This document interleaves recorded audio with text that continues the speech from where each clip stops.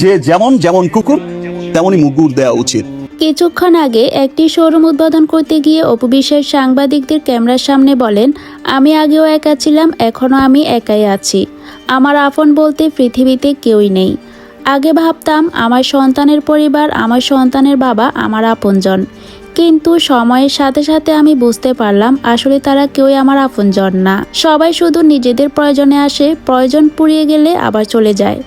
তবে আমি কর্মফল বিশ্বাস করি, ভাগ্য বলতে একটা কথা থাকে।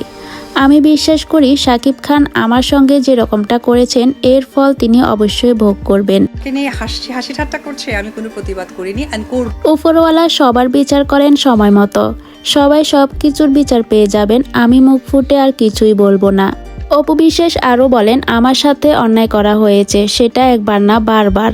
কখনো আমি মুখ বুজে সহ্য করে নিয়েছি, আবার কখনো প্রতিবাদও করছি। পার্থক্য শুধু এইটুকু।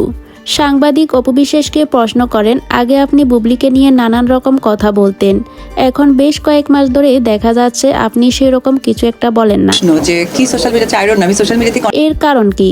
উত্তরে অপু বিশ্বাস বলেন, আমি আগে পরে কখনোই বুবলিকে নিয়ে কোনো কথা বলিনি।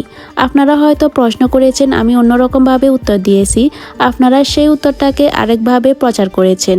আমি কখনোই বুবলিকে নিয়ে কোনো কথা বলিনি এবং ভবিষ্যতেও বলবো না।